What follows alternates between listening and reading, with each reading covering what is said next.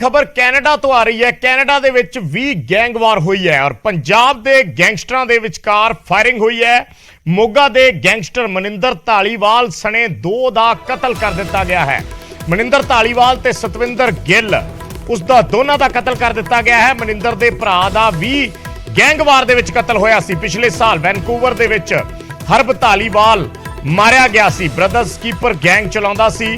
ਮਨਿੰਦਰ ਧਾਲੀਵਾਲ ਜਿਹੜਾ ਹੈ ਸ਼ੱਕ ਜ਼ਾਹਿਰ ਕੀਤਾ ਜਾ ਰਿਹਾ ਹੈ ਕਿ ਰਿਪੂ ਦਮਨ ਮਲਿਕ ਦੇ ਕਤਲ ਦਾ ਬਦਲਾ ਲਿਆ ਗਿਆ ਹੈ। 14 ਜੁਲਾਈ ਨੂੰ ਰਿਪੂ ਦਮਨ ਮਲਿਕ ਦਾ ਕਤਲ ਹੋਇਆ ਸੀ ਔਰ ਗੁਰਦੁਆਰਾ ਸਾਹਿਬ ਦੇ ਬਾਹਰ ਗੋਲੀਆਂ ਮਾਰ ਕੇ ਰਿਪੂ ਦਮਨ ਮਲਿਕ ਦਾ ਕਤਲ ਕਰ ਦਿੱਤਾ ਗਿਆ ਸੀ। ਹੁਣ ਜਿਹੜਾ 2 ਨੌਜਵਾਨਾਂ ਦਾ ਕਤਲ ਹੋਇਆ ਹੈ ਉਸ ਦੇ ਵਿੱਚ ਇਹ ਮੰਨਿਆ ਜਾ ਰਿਹਾ ਹੈ ਕਿ ਉਸੇ ਕਤਲ ਦਾ ਬਦਲਾ ਲਿਆ ਗਿਆ ਹੈ। ਸੋ ਮਨਿੰਦਰ ਧਾਲੀਵਾਲ ਤੇ ਸਤਵਿੰਦਰ ਗਿੱਲ 2 ਜਣਿਆਂ ਦਾ ਕਤਲ ਹੋਇਆ ਹੈ। ਮਨਿੰਦਰ ਧਾਲੀਵਾਲ ਮੋਗਾ ਨਾਲ ਸੰਬੰਧਿਤ ਹੈ, ਮੋਗਾ ਦਾ ਗੈਂਗਸਟਰ ਹੈ ਔਰ ਗੈਂਗਸਟਰਾਂ ਦੇ ਵਿਚਕਾਰ ਹੀ ਫਾਇਰਿੰਗ ਹੋਈ ਹੈ। ਮਨਿੰਦਰ ਧਾਲੀਵਾਲ ਤੇ ਸਤਵਿੰਦਰ ਗਿੱਲ ਮਾਰੇ ਗਏ ਨੇ ਔਰ ਮਨਿੰਦਰ ਦੇ ਭਰਾ ਦਾ ਵੀ ਗੈਂਗਵਾਰ ਦੇ ਵਿੱਚ ਕਤਲ ਹੋਇਆ ਸੀ ਵੈਨਕੂਵਰ ਦੇ ਵਿੱਚ। ਪਿਛਲੇ ਸਾਲ ਹਰਬ ਧਾਲੀਵਾਲ ਜਿਹੜਾ ਮਨਿੰਦਰ ਦਾ ਭਰਾ ਹੈ ਉਸ ਦਾ ਕਤਲ ਹੋਇਆ ਸੀ। ਹਰਬ ਧਾਲੀਵਾਲ ਦਾ ਵੈਨਕੂਵਰ ਦੇ ਵਿੱਚ ਬ੍ਰਦਰਸ ਕੀਪਰ ਗੈਂਗ ਇਹ ਚਲਾਉਂਦੇ ਸੀ ਔਰ ਸ਼ੱਕ ਜ਼ਾਹਿਰ ਕੀਤਾ ਜਾ ਰਿਹਾ ਕਿ ਰਿਪੂ ਦਮਨ ਮਲਿਕ ਦੇ ਕਤਲ ਦਾ ਬਦਲਾ ਲਿਆ ਗਿਆ ਹੈ। ਤਸਵੀਰਾਂ ਅਸੀਂ ਦਿਖਾ ਰਹੇ ਹਾਂ ਕੈਨੇਡਾ ਦੇ ਵਿੱਚ ਗੈਂਗਵਾਰ ਦੀਆਂ। 14 ਜੁਲਾਈ ਨੂੰ ਰਿਪੂ ਦਮਨ ਮਲਿਕ ਦਾ ਕਤਲ ਹੁੰਦਾ ਹੈ ਔਰ ਹੁਣ ਗੈਂਗਵਾਰ ਹੁੰਦੀ ਹੈ ਕੈਨੇਡਾ ਦੇ ਵਿੱਚ ਵੀ। शंकर आनंद साढ़े सहयोगी दिल्ली तो जुड़ रहे ने और गलबात दे लई। शंकर, क्या डिटेल अभी तक निकल के आई है पूरी? कौन किसके ऊपर शक है? क्या आपस में ही गैंगस्टर भिड़े हैं, गैंगस्टरों ने ही एक दूसरे पे गोलियां चलाई हैं? और जो रिपू दमन मलिक का एंगल है वो क्या है? देखिए, जिस तरह से अब कनाडा पुलिस इस मामले की तफ्तीश कर रही है तो यहाँ पर वो इस बात को लेकर चल रही है कि आपस में ही गैंगवार के चलते इस हत्याकांड को अंजाम दिया गया है।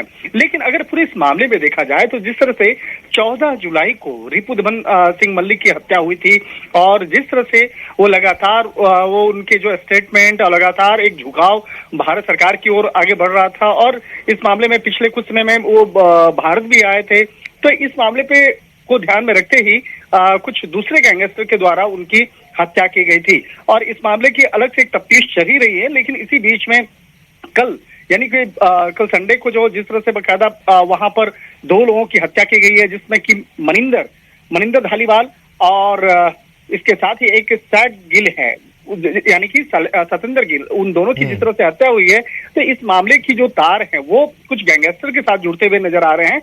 और कनाडा पुलिस इस मामले को लेकर भी तफ्तीश कर रही है कि कहीं रिपू दमन सिंह मलिक की हत्या को लेकर कहीं उसके बदले में बदला तो नहीं लिया गया है।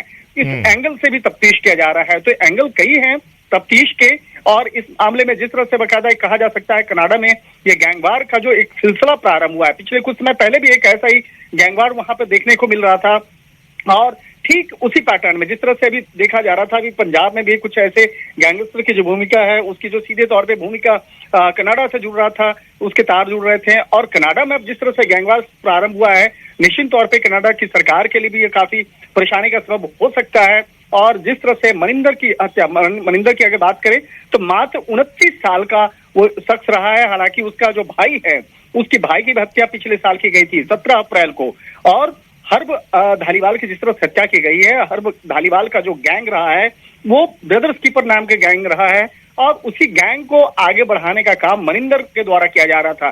तो कहीं न कहीं एक तरह से एक शुरुआती जो जांच पड़ताल में ये चीजें निकल के आ रही हैं कि गैंगवार किस तरह से वहां पे बढ़ रहा है और एक गैंग के द्वारा दूसरे गैंग पर किस तरह से हमला हो रहा है।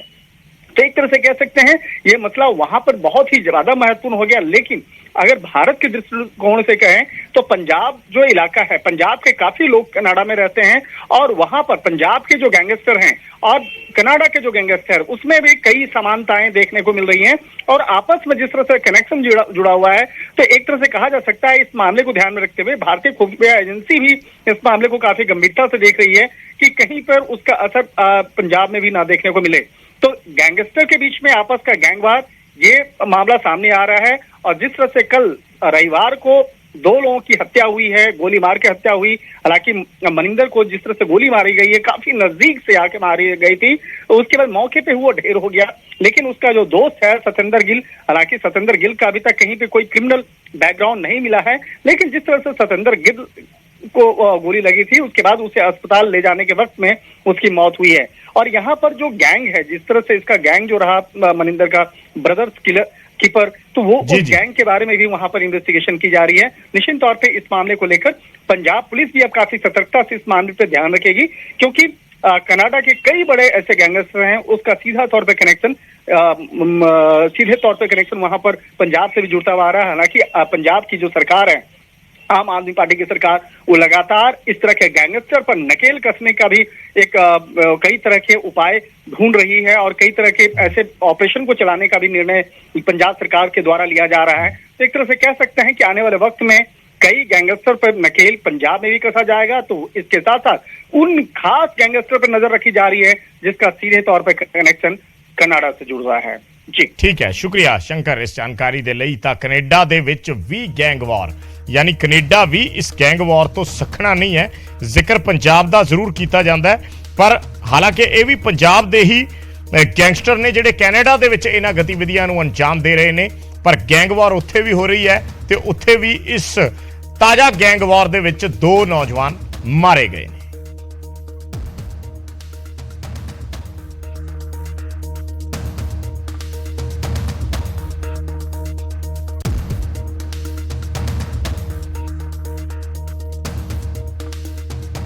ਤੇ ਪੰਜਾਬ 'ਚ ਹੋਏ ਐਨਕਾਊਂਟਰ ਦੇ ਵਿੱਚ ਮਾਰੇ ਗਏ ਰੂਪਾ ਤੇ ਮਨੂ ਨੂੰ ਲੈ ਕੇ ਇੱਕ ਹੋਰ ਖੁਲਾਸਾ ਹੋਇਆ ਹੈ ਕਿ ਰੂਪੇ ਤੇ ਮਨੂ ਨੇ ਉੱਥੇ ਪਹਿਲਾਂ ਪਾਰਟੀ ਕੀਤੀ ਸੀ ਆਪਣੇ ਦੋਸਤਾਂ ਦੇ ਨਾਲ ਔਰ ਉਸੇ ਮਕਾਨ ਦੇ ਵਿੱਚ, ਐਨਕਾਊਂਟਰ ਵਾਲੇ ਮਕਾਨ ਦੇ ਵਿੱਚ ਹੀ ਪਾਰਟੀ ਕੀਤੀ ਗਈ ਸੀ। ਇਹ ਵੀ ਸੋਰਸ ਦੱਸ ਰਹੇ ਨੇ ਔਰ ਉਸ ਦੇ ਵਿੱਚ ਹੋਰ ਵੀ ਗੈਂਗਸਟਰਾਂ ਦੇ ਸ਼ਾਮਲ ਹੋਣ ਦਾ ਪੁਲਿਸ ਨੂੰ ਸ਼ੱਕ ਹੈ ਔਰ ਦੋਵਾਂ ਸ਼ੂਟਰਾਂ ਨੂੰ ਪਨਾਹ ਦੇਣ ਵਾਲੇ ਜਿਹੜੇ ਵਿਅਕਤੀ ਸੀ, ਜਿਹੜੇ ਦੂਜੇ ਗੈਂਗਸਟਰ ਸੀ, ਉਹ ਇਸ ਪਾਰਟੀ ਦੇ ਵਿੱਚ ਸ਼ਾਮਿਲ ਸੀ। ਇਹ ਸੋਰਸਿਸ ਤੋਂ ਖਬਰਾਂ ਨੇ, ਕਿਉਂਕਿ ਮਕਾਨ ਤੋਂ ਡਿਸਪੋਜ਼ੇਬਲ ਬਰਤਨ, ਇੱਟਾਂ ਦੀ ਬਣਾਈ ਭੱਠੀ, ਲੱਕੜਾਂ, ਇਹ ਸਾਰਾ ਸਮਾਨ ਬਰਾਮਦ ਹੋਇਆ ਹੈ 6 ਦਿਨ ਪਹਿਲਾਂ। ਇਹ ਜਾਣਕਾਰੀ ਹੈ ਕਿ 5-6 ਦਿਨ ਪਹਿਲਾਂ ਦੋਵਾਂ ਸ਼ੂਟਰਾਂ ਨੇ ਹੋਰ ਆਪਣੇ ਸਾਥੀਆਂ ਦੇ ਨਾਲ ਰਲ ਕੇ ਇਸੇ ਮਕਾਨ ਦੇ ਵਿੱਚ ਪਾਰਟੀ ਕੀਤੀ ਸੀ। ਇੱਥੇ ਖਾ ਪੀ ਰਹੇ ਸੀ ਔਰ ਇਹਦਾ ਮਤਲਬ ਹੈ ਕਿ ਪਹਿਲਾਂ ਤੋਂ ਉਹ ਇਸ ਮਕਾਨ 'ਚ ਆਉਂਦੇ ਜਾਂਦੇ ਰਹੇ ਸੀ।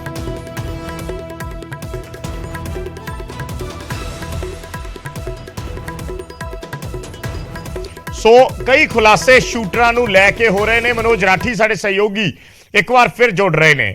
ਮਨੋਜ, ਇਸ ਵੇਲੇ ਜਿੰਨੀਆਂ ਵੀ ਖਬਰਾਂ ਨੇ, ਸੋਰਸਿਸ ਤੋਂ ਬਹੁਤ ਸਾਰੀਆਂ ਖਬਰਾਂ ਨਿਕਲ ਕੇ ਆ ਰਹੀਆਂ ਨੇ। ਪਹਿਲਾਂ ਆਪਾਂ ਜਿਹੜੀ ਗੱਲ ਦਾ ਜ਼ਿਕਰ ਕਰ ਰਹੇ ਸੀ ਕਿ ਉਹਨਾਂ ਵੱਲੋਂ ਸਰੈਂਡਰ ਦੀ ਗੱਲ ਕਹੀ ਗਈ, ਹਾਲਾਂਕਿ ਬਹੁਤ ਸਾਰੇ ਪੁਲਿਸ ਸੋਰਸਿਸ ਇਹ ਵੀ ਕਹਿੰਦੇ ਨੇ ਕਿ ਅਸੀਂ ਉਹਨਾਂ ਨੂੰ ਵਾਰ-ਵਾਰ ਇਨਸਿਸਟ ਕਰ ਰਹੇ ਸੀ ਕਿ ਤੁਸੀਂ ਸਰੈਂਡਰ ਕਰ ਦਿਓ, ਕਿਉਂਕਿ ਸਭ ਕੁਝ ਲਾਈਵ ਚੱਲ ਰਿਹਾ ਹੈ, ਪੱਤਰਕਾਰ ਸਾਰੇ ਖੜੇ ਨੇ। ਤਾਂ ਇਸ ਤਰੀਕੇ ਦੀਆਂ ਵੀ ਕੋਸ਼ਿਸ਼ਾਂ ਹੋਈਆਂ। ਇਹ ਪੁਲਿਸ ਦਾ ਇੱਕ ਇਹ ਵੀ ਵਰਸ਼ਨ ਹੈਗਾ ਜਿਹੜੇ ਸੀਨੀਅਰ ਆਫੀਸਰਸ ਨੇ AGTF ਦੇ, ਉਹਨਾਂ ਦਾ ਵੀ। ਔਰ ਦੂਸਰੇ ਪਾਸੇ ਪਾਰਟੀ ਦੀ ਵੀ ਗੱਲ ਆਈ ਹੈ, ਕਿਉਂਕਿ ਥੋੜਾ ਜਿਹਾ ਅਸੀਂ ਇਹ ਸਮਝਣਾ ਚਾਹੁੰਦੇ ਹਾਂ ਕਿ ਪਹਿਲਾਂ ਇਹ ਜ਼ਿਕਰ ਆਇਆ ਸੀ ਕਿ 1 ਦਿਨ ਪਹਿਲਾਂ ਪਹੁੰਚੇ ਸੀ ਉੱਥੇ, ਤੇ ਹੁਣ ਇਹ ਸੋਰਸਿਸ ਤੋਂ ਖਬਰ ਆ ਰਹੀ ਹੈ ਕਿ 5-6 ਦਿਨ ਪਹਿਲਾਂ ਪਾਰਟੀ ਕੀਤੀ ਜਾ ਰਹੀ ਸੀ। ਸੋ ਓਵਰਆਲ ਕੀ ਇਸ ਬਾਰੇ ਹੁਣ ਖੁਲਾਸੇ ਹੋ ਪਾਏ ਨੇ?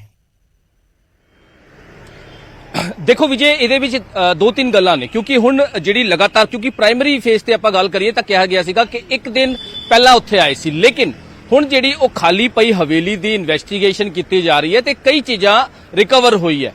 ਡਿਸਪੋਜ਼ਲ ਤੁਸੀਂ ਜ਼ਿਕਰ ਕੀਤਾ, ਡਿਸਪੋਜ਼ਲ ਗਲਾਸਿਸ 5 ਤੋਂ 6 ਗਲਾਸਿਸ ਡਿਸਪੋਜ਼ਲ, 5 ਤੋਂ 6 ਪਲੇਟਾਂ ਡਿਸਪੋਜ਼ਲ, ਲੱਕੜਾਂ, ਜਲੀ ਹੋਈ ਲੱਕੜਾਂ, ਇਹ ਸਾਰੀ ਉੱਥੇ ਰਿਕਵਰ ਹੋਈ ਹੈ। ਯਾਨੀ ਕਿ ਪੁਲਿਸ ਨੂੰ ਸਾਫ਼ ਤੌਰ ਤੇ ਅੰਦੇਸ਼ਾ ਹੈ ਕਿ ਉੱਥੇ ਮਨੂ ਤੇ ਜਗਰੂਪ ਦੇ ਨਾਲ ਹੋਰ ਵੀ 3 ਤੋਂ 4 ਲੋਕ ਉਹਨਾਂ ਦੇ ਨਾਲ ਸੀਗੇ। ਉਹ ਕੌਣ ਸੀ?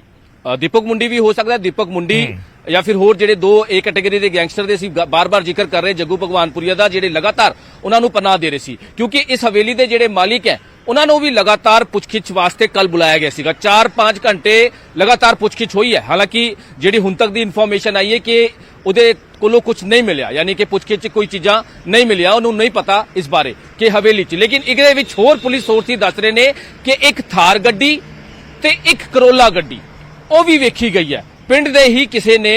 ਹਾਲਾਂਕਿ ਨਾ ਉਹਦਾ ਡਿਸਕਲੋਜ਼ ਨਹੀਂ ਅਸੀਂ ਕਰਾਂਗੇ, ਕਿਉਂਕਿ ਕਈ ਚੀਜ਼ਾਂ ਹੁੰਦੀ ਹੈ ਪੁਲਿਸ ਦੀ ਇਨਵੈਸਟੀਗੇਸ਼ਨ 'ਚ। ਉਹਨੇ ਦੱਸਿਆ ਪੁਲਿਸ ਨੂੰ ਕਿ ਥਾਰ ਤੇ ਇੱਕ ਕਰੋਲਾ ਗੱਡੀ ਉੱਥੇ ਵੇਖੀ ਗਈ ਹੈ ਉਸੇ ਹਵੇਲੀ ਸਾਈਡ। 4 ਤੋਂ 5 ਦਿਨ ਪਹਿਲਾਂ ਉਹ ਥਾਰ ਤੇ ਕਰੋਲਾ ਗੱਡੀ ਵੇਖੀ ਗਈ ਹੈ ਉਸੇ ਹਵੇਲੀ ਜਾਂਦੇ ਹੋਏ, ਤੇ ਉੱਥੇ ਰੁਕੀ ਵੀ ਹੈ। ਹੁਣ ਇੱਕ ਥਾਰ ਕਿਹਦੀ ਗੱਡੀ ਹੈ, ਕਰੋਲਾ ਕਿਹਦੀ ਗੱਡੀ ਹੈ, 2 ਗੱਡੀਆਂ ਦਾ ਜ਼ਿਕਰ ਆ ਰਿਹਾ, ਬਾਰ-ਬਾਰ ਆ ਰਿਹਾ।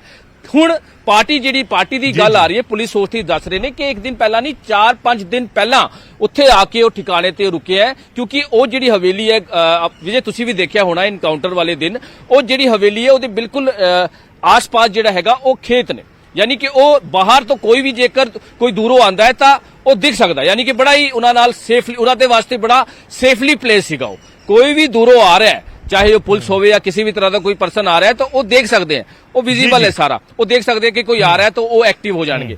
तो इस तरह की चीज़ां लैके हुण पुलिस इन्वेस्टिगेशन कर रही है कि आखिर 3 ਤੋਂ 4 लोग होर किहड़े सीगे उन्हां दे नाल। दीपक मुंडी हो सकता है, पुलिस लगा के अंदेशा चल रही है क्योंकि लगातार दीपक मुंडी इन्हां दे नाल ही सीगा। पहला भी ਅਸੀਂ ਜ਼ਿਕਰ ਕੀਤਾ ਸੀਗਾ, ਜਿਹੜੇ ਪੁਲਿਸ ਸੋਰਸ ਦੀ ਦੱਸ ਰਹੇ ਸੀ ਕਿ ਪਹਿਲੇ ਹਫਤੇ ਜੁਲਾਈ ਦੇ ਪਹਿਲੇ ਹਫਤੇ ਦੀਪਕ ਮੁੰਡੀ ਨੂੰ ਇਹਨਾਂ ਦੇ ਨਾਲ ਦੇਖਿਆ ਗਿਆ। ਜਿਹੜੇ ਹੋਰ 2 A ਕੈਟਾਗਰੀ ਦੇ ਗੈਂਗਸਟਰ ਹੈ ਤਰਨਤਾਰਨ ਅੰਮ੍ਰਿਤਸਰ ਦੇ ਉੱਥੇ ਦੇ, ਉਹਨਾਂ ਨੂੰ ਵੀ ਵੇਖਿਆ ਗਿਆ। ਉਹ ਲਗਾਤਾਰ ਉਹਨਾਂ ਨੂੰ ਪਨਾਹ ਦੇ ਰਹੇ ਸੀਗੇ, ਲਗਾਤਾਰ ਉਹਨਾਂ ਨੂੰ ਚੀਜ਼ਾਂ ਮੁਹੱਈਆ ਕਰਾ ਰਹੇ ਸੀ, ਕਿਉਂਕਿ 29 ਤਰੀਕ ਤੋਂ ਲੈ ਕੇ 29 ਮਈ ਤੋਂ ਲੈ ਕੇ ਹੁਣ ਤੱਕ ਜਿਸ ਦਿਨ ਤੱਕ ਇਹ ਸਾਰਾ ਇਨਕਾਊਂਟਰ ਹੋਇਆ, ਇਹ ਲਗਾਤਾਰ ਠਿਕਾਣੇ ਬਦਲਦੇ ਰਹੇ। ਪਹਿਲਾਂ ਵੀ ਅਸੀਂ ਸੀਸੀਟੀਵੀ ਤਸਵੀਰਾਂ ਦਿਖਾਈ ਸੀ ਮੋਗਾ ਦੇ ਇੱਕ ਪਿੰਡ ਦੀ, ਜਿੱਥੇ ਬਾਈਕ ਤੇ ਜਾਂਦੇ ਨਜ਼ਰ ਆ ਰਹੇ ਆ।